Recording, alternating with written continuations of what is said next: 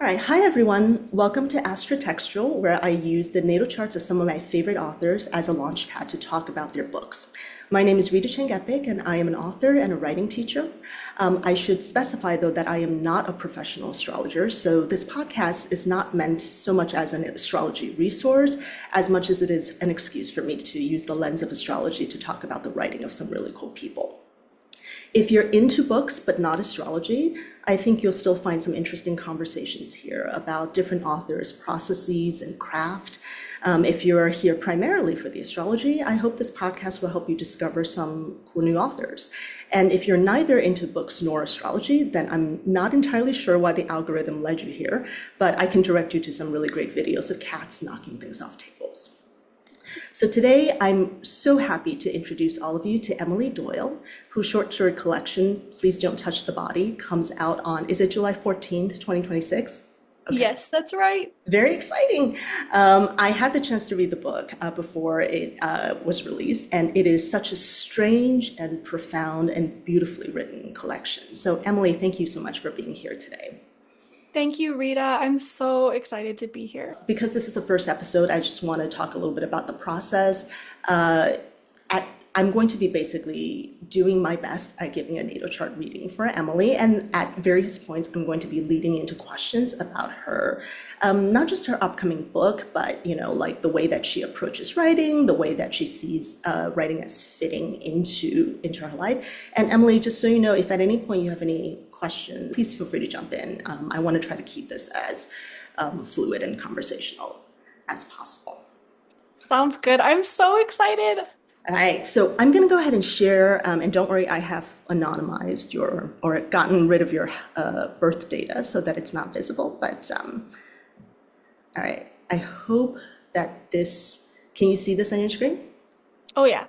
Okay, all right, so this is your chart, and I'm going to start with talking about, the things that everybody starts by talking about, which I'm going to talk about two of your big three. Okay, so you have Aquarius rising over here, and you have your moon in Capricorn. And both of those, for folks who don't know, are ruled by the planet Saturn. And moreover, Saturn is very comfortable. So your Saturn is right over here, this little thing that looks kind of like a sickle, is very comfortable in its home sign of Capricorn. So usually in astrology, we talk about signs feeling comfortable or uncomfortable in the planets being comfortable or uncomfortable in the signs that they've fallen into, right? So generally speaking, planets are very happy in the signs that they rule because it's a familiar domain for them. And then there are times, and we'll cover this a little bit later, when planets are, it's a little bit like when an actor has to play a role that is not very instinctive or very natural to them. So, like for example, let's say you have a reputation primarily as a comedic actor, right? And you do these like fun, silly roles. It doesn't mean that you can't do a serious dramatic role. And in fact, there are comedic actors who end up doing great jobs in those roles. It's just that it's a role that might require a little bit more reach for the actor, or a little bit more work for the actor. So all of that is to say, your Saturn, which rules both the sign of Capricorn and the sign of Aquarius, is very comfortable sitting in its own domain. And it is in the 12th house, which is known as a cadent house. And in traditional astrology, cadent houses are considered weaker than the angular and succedent houses. Succedent, I think, maybe is how it's pronounced. But in traditional astrology, the 12th house was also known as the house of Saturn's joy. So really, of kind of like all of the houses that Saturn could have ended up in, the 12th house is actually not a bad one for it to end up in. So you have a really strong Saturn.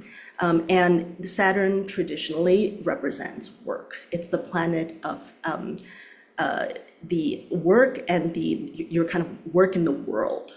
It's also the planet of karma, and people often are scared by that word, but really it just means that it's about what you put in, right? Like if you put in work, good results come back to you. If you put in nothing, then bad results come back to you. So in my experience, working with people with very strong Saturns, they are often very career oriented, very ambitious, and very disciplined. Like they know that it's time to do their work and they will sit down and do it. Do you mind telling me and telling viewers a little bit about your writing schedule and how you approach the work of being a writer? I'd be happy to. That was so interesting. First of all, I love hearing you talk about astrology. I could listen to you all day. But okay, about my work. My writing process, is that what you're asking about? Yeah. And how I make, okay, so I'm lucky to be a teacher at UC Riverside and teach writing there. So I have some things to balance, and I'm also doing a little bit of nonfiction writing. But my fiction is what I wake up excited to work on. So my schedule is, this is a little bit of a like bare bones, literal answer, but my schedule is I wake up. I read in bed for about an hour, maybe half an hour. Something that I find like has some sort of relationship to my work. Right now, I'm working on a novel about a Neanderthal woman and a Homo sapiens woman falling in love during an ice age. And so it's about what do we do with our love and desire in times of existential crisis. So I've been reading a lot of climate crisis novels like Ian McEwan's What We Can Know. And right now I'm reading Garth Greenwell's What Belongs to You, which is just related on the sentence level. So I do that, and then I get up and I set my timer for 30 minutes and I write until that goes off. And then I have breakfast and I write some more. And I usually have a set goal. So right now I'm working on the second revision or the first revision rather. And and I have a goal of 500 words a day. Mm. And so once I hit that, I just stop. And usually I hit it within an hour and then I turn to everything else. And I find that like this is really getting this is a very Saturn answer I'm realizing as I'm talking. Yeah. Or Capricorn It's Saturn answer. Saturnian. It's a Saturnian answer. Yeah. But like I find that that allows me to just steadily progress on a big project and make a lot of progress, but in a way that allows me to maintain energy and maintain heat and always return to the page with some excitement, instead of just like beating myself into a wall. That's really violent imagery. But like, just continuing to write throughout the day until I can't write anymore. I find that doesn't work for me. Yeah. Yeah. So first of all, that is such a Saturnian answer. But do you see how much structure you're able to bring to your writing that I think, like a lot of times beginning writers especially, like I often get this question of like, well, what's your writing schedule? How do you make yourself sit down to write? And I'm, always like, well, there's no big secret. You just have to be Yeah. like, all right, like today I'm going to do this much and tomorrow, and then eventually after you've done this 100 times, you have a novel, right? Like I know that's easier said than done, but also that is essentially what the process is. And so, and I love your answer about, like you're only really holding yourself to 500. Did you say 500? Right now, Yeah, yeah. yeah, because I think so many, especially again beginning writers, feel this like time crunch Mm. inside them that like maybe is there, but usually isn't actually there, where they feel like, oh, I have to like do 10,000 words a day, or I'm Hmm. not a real writer, or like I'm never going to be done with this book. And I think your point is really, really valid, which is that if you start to feel like your own writing is a chore, Hmm. like then why are you doing this to yourself, and also then your lack of joy in the process, I think also does come across on the page. So true. I'm curious, were you always like this kind of structured, or did you have to like learn to be this structured in life? Yeah, I think, well, I know you know this already, but I started as a lawyer and I started writing the short stories in my collection when I was in law school and then when I was working as a lawyer. And so I think at first I thought, let me just write when I have the time. And then I quickly realized that's not gonna, because the law just takes up Oh all yeah. the time. And so that's when I started switching to writing first and then doing everything else after that.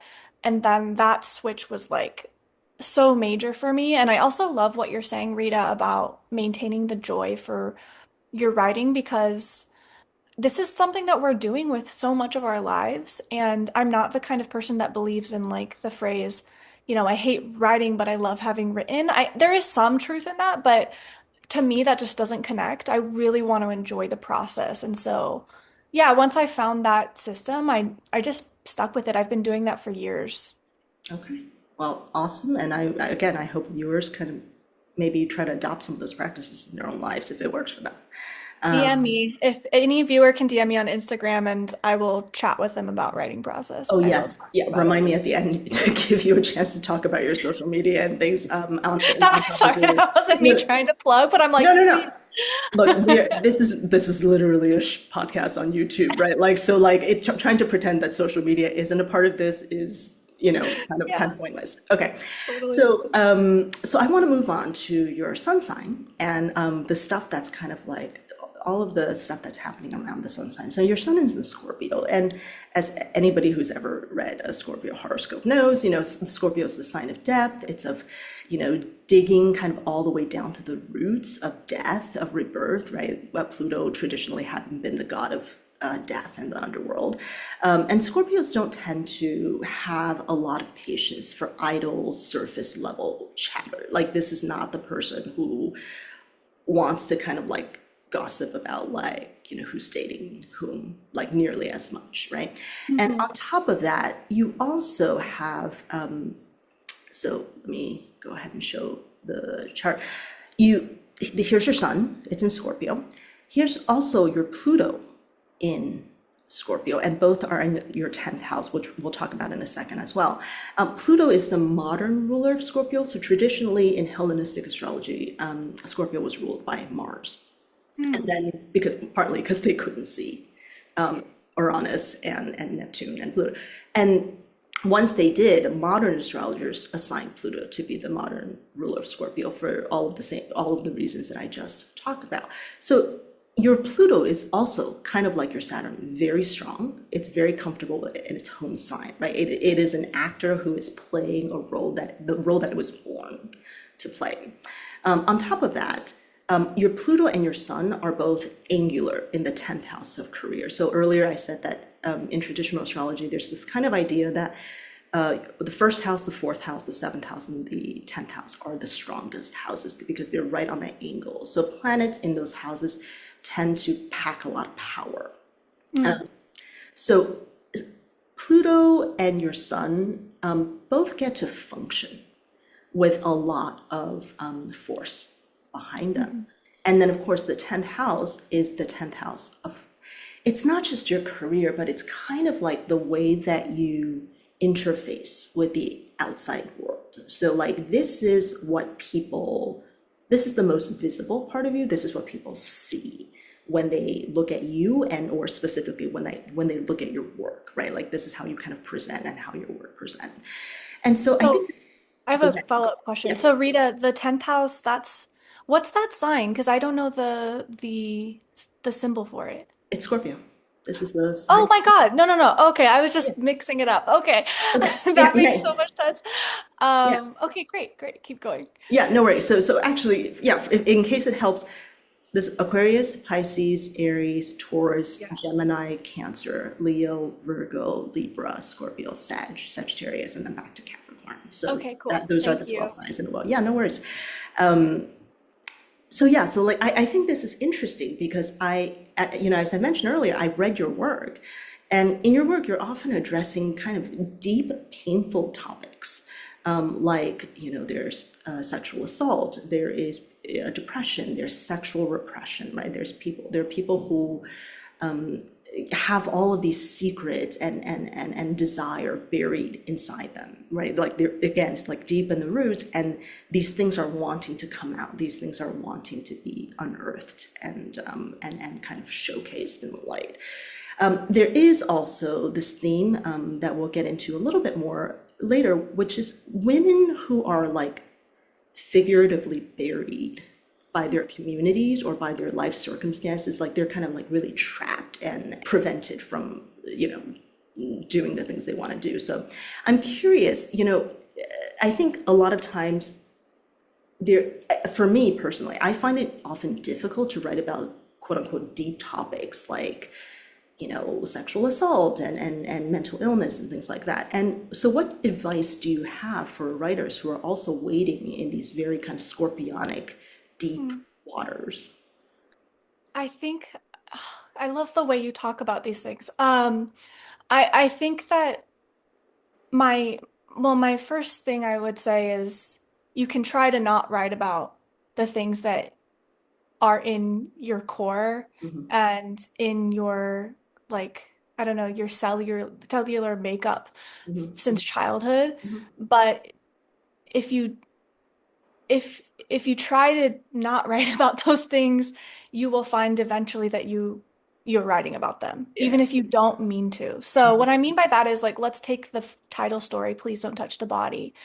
It's the last story, it's the longest story. When I first started writing that story, my main goal was simply to write about the feeling of being porous in the world and like you couldn't maintain the boundary between yourself and everyone else. Mm. And like you were constantly feeling, you're just constantly feeling raw. And when I started writing about that character, Sarah, and then as I was writing about her and thinking about why she would feel that way, her story of sexual assault started to surface. And I was very resistant on many drafts of that story to getting into that area. And eventually, it just felt like the story had this huge hole in the middle. And I wondered who I was serving by not going there. And so then on later drafts, I started to push into that story of hers, not in ways that because my concern was like I didn't want to disrespect her or I didn't want um go into like this trauma porn territory. So I just started referencing this uncle of hers.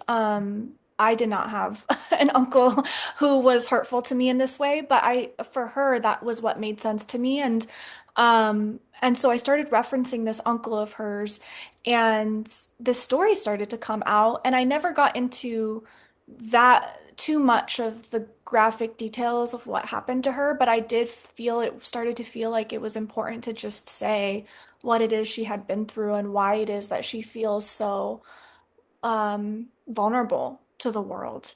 And and then the story just made so much more sense. It felt like it had kind of unlocked in my hands.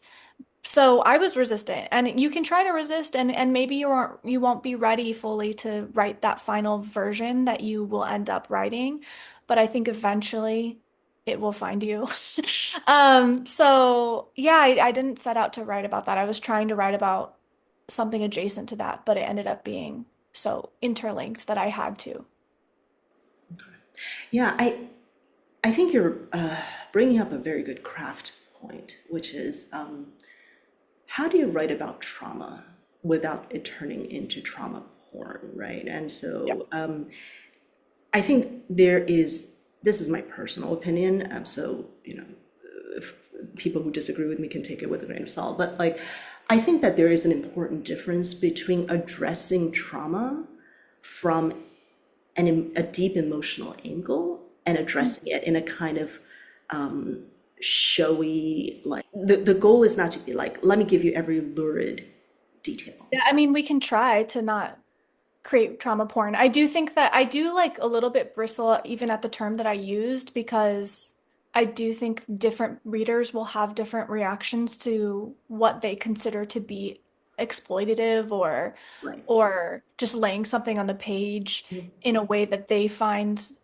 they're unable to receive. Mhm. But yeah, I did try and I'm glad that you feel that way because it's a really hard balance to strike. Yeah, no, I felt it was very delicately handled, like delicately handled, but like clearly handled, So there was no confusion to me about what happened, but Hmm. it didn't feel like you were kind of it didn't feel like you were going overboard. So yeah, so I do want to go back to the thing I said earlier about kind of women, right, and the role that these women characters the roles that these women characters have been thrust into in your stories. So there is a stellium. You have a stellium in your, again, once again, Capricorn in your 12th house. And for folks who don't know, stelliums are when you have three or more planets in a single house. And so in your case, you have four, right? So you have the moon, which I mentioned earlier, Saturn, I mentioned earlier. And then you also have two, what we call generational planets. I'll get to that in a second, Uranus and Neptune. And when somebody has so many planets in a certain house, it's pretty natural that the themes of that house will become more prominent, either in your life or, in the things that you do. So with the 12th house, the 12th house is the house of everything that is occluded or hidden away. It's the house of the collective unconscious. It's the house of suffering. It's a house of basically everything that we are not supposed to talk about in polite society. There's a kind of there's a kind of verboten feel to it feels like it's a house with a door and there's like a giant "do not trespass" sign on the door. Like that's kind of like the image that comes to mind when I think of the 12th house. In fact, the 12th house is often associated with locations like monasteries, mental hospitals, and prisons. So places where people are literally kept hidden away from other people. And as I mentioned, your moon is in your 12th house, and the moon is traditionally, of course, associated with women. And your moon is also in detriment in the sign of Capricorn. So earlier I said, your Pluto's really strong, your Saturn's really strong. A planet being in detriment is kind of the analogy I gave earlier of an actor, like a comedic actor who's like, all right, now you got to play like this really serious role where you're not getting, playing anything for laughs. And so the moon's energies are a little bit thwarted, right? I should also mention the moon also often represents people's emotional lives, but we don't need to get into that in this conversation necessarily.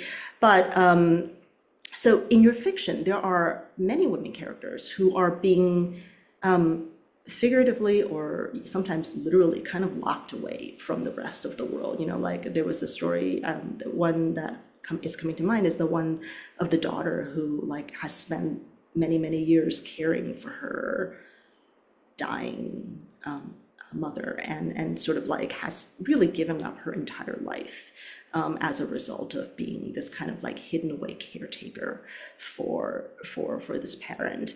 But there are many other instances of even if a woman isn't literally locked away, they have been taught to lock away a part of themselves, like their sexuality. So would you mind saying a little bit about your personal interest, or a little bit more about your personal interest in writing about the lives of repressed or occluded, thwarted women? I get kind of emotional hearing you talk about this theme from your perspective and how you read the book, which you read it with such care. And it's just really, it's like, this is a big moment for me hearing you reflect on these women, because repressed women are just, I love them. I have such a heart for them, and I think I could have really been one of them. And of course, there's still parts of me that are existing in the patriarchy and existing in repressive systems. So um I think that comes from growing up. I grew up in a really conservative extreme Christian community, and the women around me, they were so powerful. Um, they are so brilliant. My mother is a brilliant, powerful person, but they had to access power through indirect means because, for instance, the church I went to, women couldn't and still can't be elders of the church. They couldn't and still can't teach men at the church. Um, there's no ability to be out. and in a way that is positive in the communities that I grew up in. And so I, from a really young age, I was just really obsessed with the idea of how do I actually directly access power in my life. And then when I started writing, what ended up coming out and what I ended up being obsessed with is like this movement for women, especially from being repressed to having a little bit more freedom at least. And sometimes it's a big growth, but sometimes in the stories it's just a small movement. But any of that is profound. To me, any movement in that direction is profound to me. So that story you were talking about, the only child, where this woman has been taking care of her mother and then suddenly one day she's like, do I have a life? Do I have a life of my own? And that story is about her wanting a life and realizing she wants a life of her own. And so it just brings me so much pleasure to reenact, I think, that that movement that I had in my life, which was like, I actually don't want this for myself. I can't stay in this world. I want to be openly queer. I want to have direct means of power, where I don't have to pretend that I'm asking a man for permission to live. And so I don't think I'll ever tire of that story. And that's, in many ways, that's what the novel is about. It's about this that I'm working on now. It's about this young woman who it feels very restricted by the culture of her clan, and she goes on a journey because of that. So yeah, I love a repressed woman. I and I want them all to be free, basically. And I want myself to be free. And I think you and me, I think we're both people who like get that on a very deep level. And I'm thinking about your work and just who I know you to be in general. Thank you for saying that. I do Yeah. want to. I mean, it's interesting that you're saying all of this about like, oh, like indirect ways of wielding power within your community. Because I wasn't going to talk about this, but since you brought it up, I'm going to just sneak this in there. Do you see this little thing? Mhm. Like it's like a sickle moon with a Mhm. cross under it. Okay, so this is not something that I typically work with. This is Black Moon Lilith. And that Black Moon Lilith is not actually a planet. It is it's a mathematical point calculated. Don't ask me about the math. I don't know it, but like these days, astrology software will tell you where your Black Moon Lilith is. And your Black Moon Lilith is in the sign of Sagittarius. So let me talk a little bit about just quickly about the symbolism. Lilith, of course, in biblical mythology, is about, like a woman who refused to be sort of like tamped down or oppressed by, by the system around her. And so Black Moon Lilith in astrology often represents the things that we were made to feel ashamed of, or that we were made to feel guilty about when we were younger. And depending on where your Black Moon Lilith falls, that could be different things. Now, in your case, your Black Moon Lilith falls in Sagittarius. And Sagittarius, we'll also talk about later, is it's a sign of expansion, right? Sagittarius, right? The symbolism is a centaur with a bow and arrow, right? And Mhm. so it like the very image itself, I think, conjures freedom right, like arrows travel great distances, right? Mhm. There's a kind of expansiveness. There's a Sagittarius loves like philosophy and education and all of these things that are about going out into the world, that are about kind of spreading, right? And so Black Moon Lilith being there often implies that that you were made to feel ashamed of those desires of Yeah. yours when you were little, right? Like the desire to be like, I'm gonna go out there and do X, Y, Z. That maybe, and I don't know your sort of like the details of your life, so I can't speak to that, but like that maybe that was met with messages of like, that's not a good thing for you to be doing. Like that's not a good idea for a woman to be doing. So you are well free or not, or you are welcome to kind of talk more about that if you want, but you certainly don't have to because I don't want to make this about like anybody's personal life without their permission. But I just wanted to throw that bit of I information out. I I say as I give a natal chart reading, but okay. I'm no, I'm really happy to talk about this because I think it's so important to talk about it. I, my parents were never people who made me feel like I couldn't do things, but the world that I was raised in nonetheless did. So I remember, I was homeschooled at this school where I went to school 2 days a week, and the rest of the week I was homeschooled. And I remember sitting in class in high school, and one of my teachers, whose name I really want to say right now, but I'm not gonna name names. You can tell me after. I will, I will. It won't matter because I don't know her anymore anyways. But I remember her saying, and this was a mixed gender class, I remember her saying, I don't know why she was giving a lesson on gender, but she was giving a lesson on gender and gender roles. And she was saying women are, just want to be loved and men just want to be respected. And there was this clear divide between, first of all, two genders, which was, really limiting.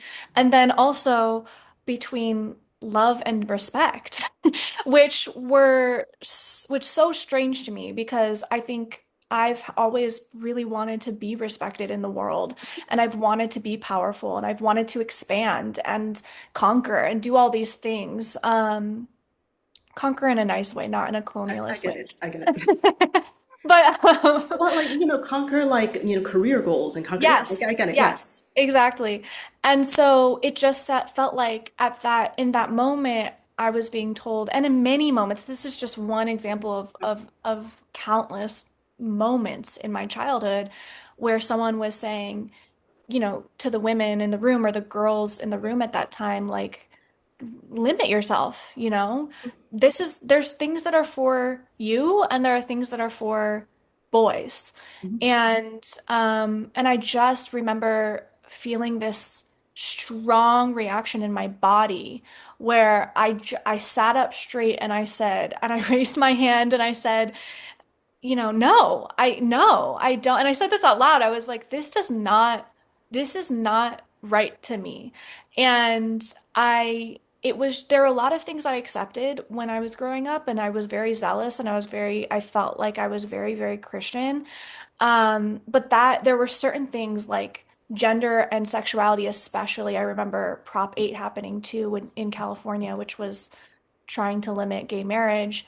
I remember these really strong reactions that felt bodily to me. And so, yeah, I'm glad I had that reaction out loud because I'm sure that there were other girls in the classroom who would have accepted that maybe. And I can't stand it. It makes me really angry thinking about that moment. That that was I really love what you had to say about Dark Lilith. Also, what an amazing term, Dark Lilith. I like love her. Um and that makes so much sense to me. And yeah, I'm sick of women being and just people who are not men in general being so limited. I think because the world's so scared of us, of what we can do. Right. And so I'm done with that. Yeah. Well said. Okay, so I'm gonna just switch gears a little bit. Now, it feels like it's an interesting vibe shift because we're talking about such serious topics, and now I want to talk about something a little bit more fantastical. So you have Uranus and Neptune also, as I said, in your 12th house here.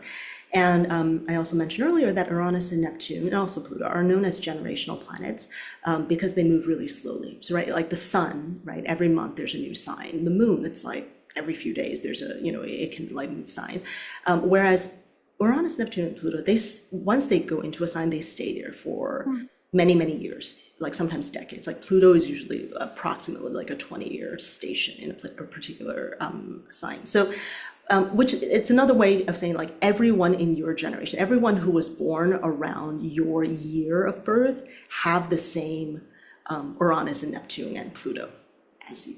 Okay, so that in and of itself, it's like, okay, so you share a lot of similarities, the same way we all share a lot of similarities with people from sometimes with our generations. But Your Uranus and Neptune are in your 12th house, and that is not necessarily shared by everyone. And I personally find 12th house Uranus Neptune people as very dreamy people, people with fantastical and unconventional ideas, right? Because Uranus is the planet of unconventionality. And Neptune is the god of this, right? Like traditionally the god of the sea. So it's all about like imagination and mysticism and the waters of creativity. And on top of all of that, as I mentioned, your Saturn is also in your 12th, right? Again, right here. And your Saturn connects both your 12th house and your first house because, again, it's the ruler of both Capricorn and Aquarius, which tells me that being imaginative is very much a part of your sense of identity, right? Like your first house is all about your sense of self. And so like you have this like this, even though you're very Saturnian, you also have this identity as somebody who is very kind of like creative and imaginative. And for me, I personally see that in your stories because your stories have often fantastical elements. Like there are ghosts, there are alien abductions, there are anthropomorphized octopuses, I guess. So Octopuses. yeah, have you always been fascinated by these kind of, quote unquote, I don't mean this as an insult, fringe topics? And like, what was it like for you to start incorporating these topics into your writing? Yes, I have always been fascinated by fringe topics, and I think it goes back to growing up in the Christian movements that I did because we I was taught that there were spiritual battles happening all around me invisibly. Um, Oh, Angels and demons battling in this very room that I'm in. right. And I really internalized that. I think possibly because I had an inherent leaning Mhm, toward believing in the fantastical. mhm, One moment really comes to mind where this person from our church had bought a house, and the whole church went over to that person's house and went there to consecrate it. And so we prayed over the house and the property, and we anointed ourselves with what we thought of as holy oil. And I just remember like in the backyard, and I was a kid, but I was walking with adults. And we were walking in the backyard down a hill, and there was a little mound of dirt. And I very sincerely said, and it feels silly in some ways now, I said to one of the adults, "Oh, I think there was a satanic ritual here." I just felt like I could imagine it, I could see it happening. And probably what I was seeing were images that I had gotten from television and film, but nonetheless, I could see it. And the adult took it very seriously and started praying and speaking in tongues. And so, as I became an adult and I moved away from that framework of reality and probably aligned my understanding of reality with most of the people that I'm around now, where we kind of generally agree on what is real and what isn't. Nonetheless, I don't think that that's something you can undo. Once you are growing up thinking that there's angels and demons all around you and you just can't see them, I think when I started to write, I'll say me. I keep saying you, like this general you, but it's so specific. So when I started to write, I found it really hard to maintain a hard line between realism and surrealism. So some of my stories, they could happen within this like world that we all agree on. Some of them have aliens in them. Some of them have ghosts in them, and all other fantastical elements. And I think that's because the world still in many ways feels fantastical to me. And so when I was writing Thursdays for Haru, for instance, which is the first story in the collection, it's about this woman who feels fetishized by her husband. I was thinking a lot about my grandma, and so I was thinking about and my mom, so I was thinking about a part Asian or fully Okinawan woman who's been fetishized by her husband. I'm not talking about my grandparents or my dad, but I'm talking about society in general. yeah. Um, Fetishized by her husband, and then he brings home an alien who's like this ultimate symbol of the exotic to him. He's thinking, I've been fetishizing you, and now I have I have an alien who's not even from Right. Earth. Right. I And have so, a new fetish for yeah, extraterrestrial. Yeah. yeah. And at one point, he even compares, because he's been being abducted for a while, and he compares the aliens to the Japanese. He doesn't distinguish in his mind between Japanese and Okinawan people.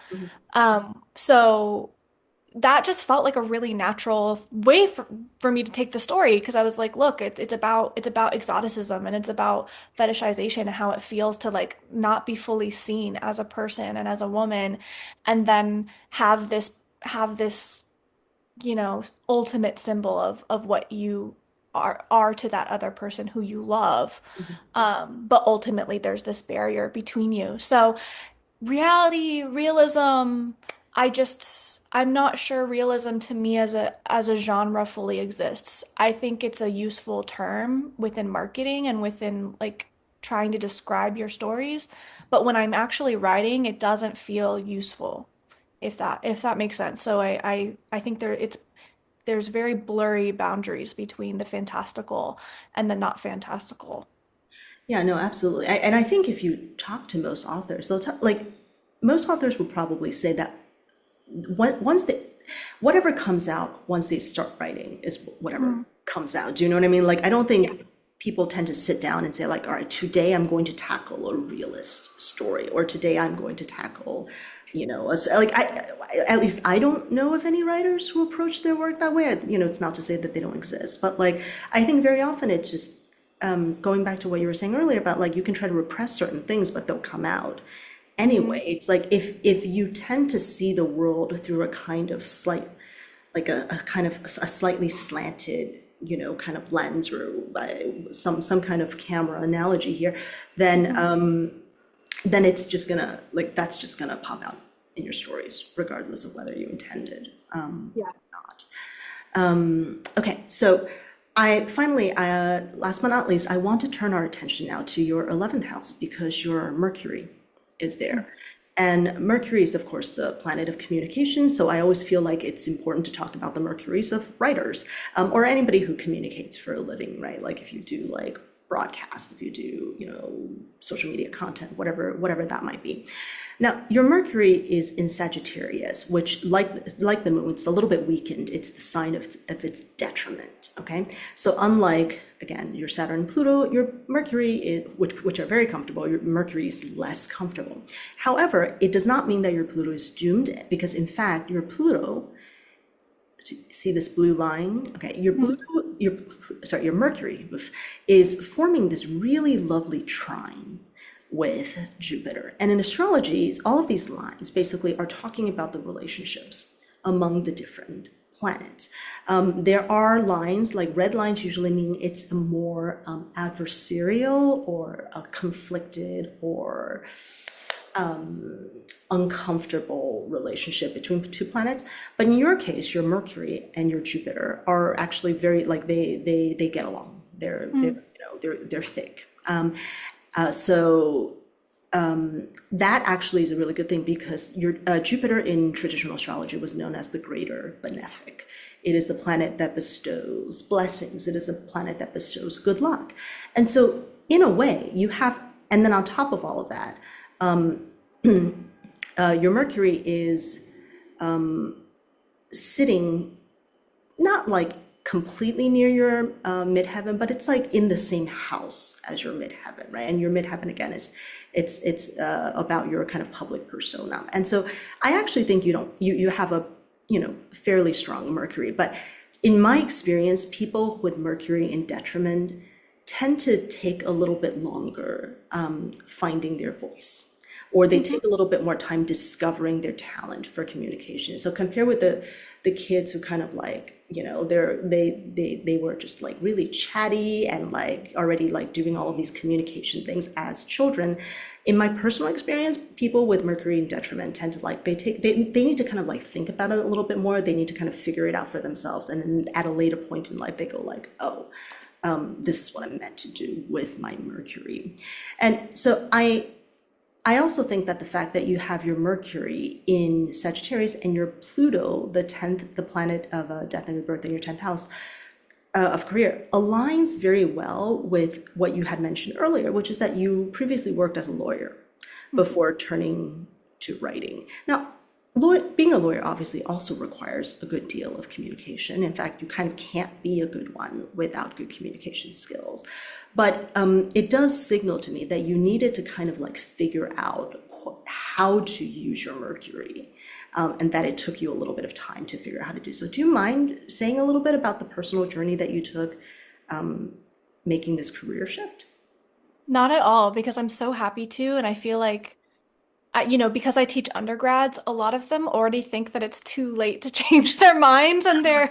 they're 18 I or know it's like, 20 and oh, you're 18, yeah. it's okay. So I think I'm a big fan of pivots. I'm a big fan of evolving career-wise. So what happened to me was, like I said, I was just really, really concerned with how am I going to have power? How am I going to have direct access to power? And so I knew I liked to read and I liked to write.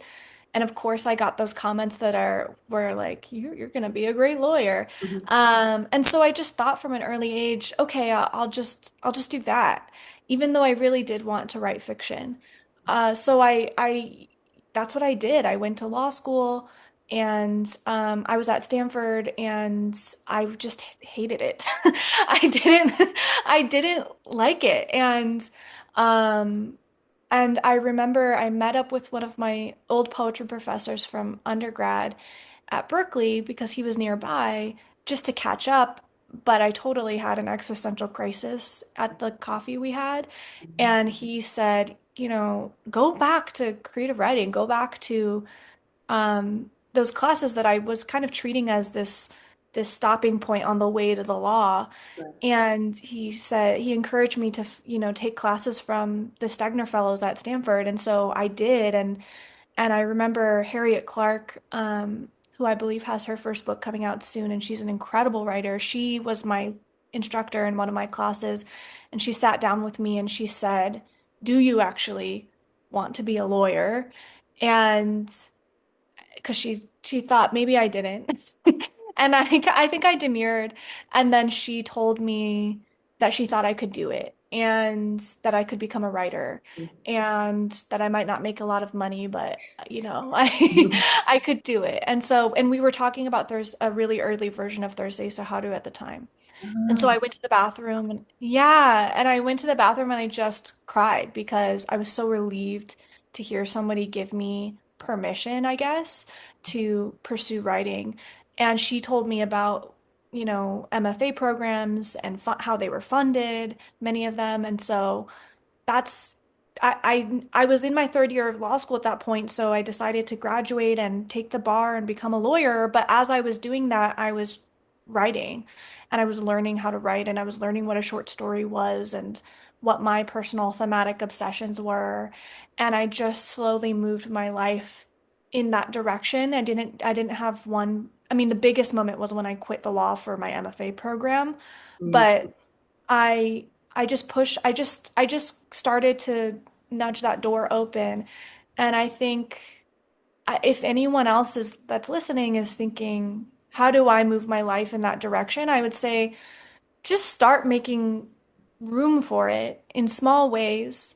And then if you're excited about it and if you're energized, you're going to continue moving forward. And maybe you'll always have to balance writing with a higher paying job, and that's perfectly fine. Um, but you'll start to have a path that will become evident to you.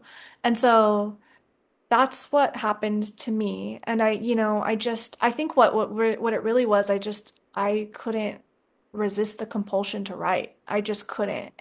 And I found my way, and people helped me along the way, like my poetry professor John Shoptaw and Harriet Clark and those people that were there for me. Um, so that's how that happened. I didn't plan it, and you're so right about Mercury and how it took me a while. But I'm so glad. I really don't. I'm glad I didn't become a writer at 20. And I'm happy about the experiences that I had getting there. can I just say again, this is why I think astrology is so cool, even though I'm not a professional astrologer. I just want to quickly say something. So remember that trine that I said earlier, how you have a very supportive relationship between your Mercury and your Jupiter? Okay. Hmm. So so when there's a supportive relationship, it means again that the two planets are helping each other. And the thing about your Jupiter is that your Jupiter is in the seventh house, which is the house of partnerships and not just romantic partnerships, but like work partnerships and like so people and Jupiter again is the planet of luck, right? It's the planet of like optimism and expansion and luck and all of these good things. And so your Jupiter is in this house that's related to, it's about people, it's about your relationships with people. And I think it's so interesting to hear that it's after talking to these people you trusted, right? Like your Harriet Clark and sorry, I missed the, John Shoptaw, yeah, who's a great eco poet. He's wonderful. yeah. It's through your partnerships, right, with these people that like they literally supported or maybe I should say figuratively supported your Mercury, and they kind of said, like, hey, I think you've got something here. Why don't you, and so your relationships basically, one can argue, took your Mercury out of detriment, Yeah. if that makes any sense, and like helped you kind of helped you move toward a more authentic path for yourself. It So it I think that's really cool.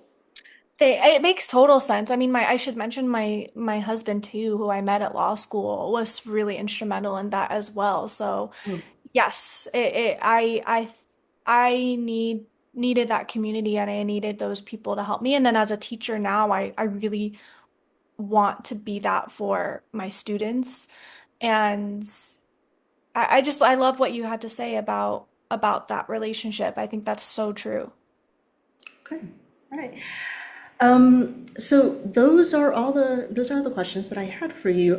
Is there anything you would like to share with people, before we end? Like maybe okay, so first of all, drop your socials so that people can kind of like follow you and get up to date, get updates about what you're currently up to, but also just anything that you want to share about, the book or future projects that you're working on. It's the Neanderthal thing sounds super cool. I'm really excited for it to come out. Thank you. Thank you, Rita. This was so, oh my God, I'm just buzzing. I don't know what makes a professional horoscope reader or astrologer, but I can't imagine that there's anything separating you from that. But okay, socials. So E_M_Doyle is my handle on most socials. So you can just find me on Instagram or TikTok. I I'll would also love, drop it in the description for the okay. so that people can, yeah. Yeah. I would love to see you, anyone who's listening there. That would be so much fun. And let me know that you found me through Rita's YouTube. That would be so great. And future projects, yeah, so I have the book coming out in July. It's coming out on July 14th with Bloomsbury. It's called Please Don't Touch the Body. As we already talked about, it's genre bending stories about how messed up it is to live as a woman. And some of the stories are realistic and some of them are surreal. And then the novel I'm working on now is right now titled Encounter. And like I said, it's about a Neanderthal woman and a Homo sapiens woman falling in love during an ice age. So it's about a lot of what it feels like to be alive now and have these really big existential questions about what the future of our species is going to be like, while also living joyfully and living fully and without apology. And so those are the two things that I have going on for the most part right now. But I mean, this has been such a pleasure. I feel like I learned so much about myself and about astrology in general. And it was so much fun, Rita. You're really, really gifted, and I really enjoyed it. Thank you so much. And really, thank you so much for your time, for letting me blather at you for about an hour about your natal chart. And absolute, again, everybody pick up this book when it comes out. It is a really, really good collection. And I think that you'll all very, especially if those themes that we talked about today resonate with you, I really think that you're going to enjoy the collection. So thank you all for listening. And that's it for now. Bye, everyone. Bye.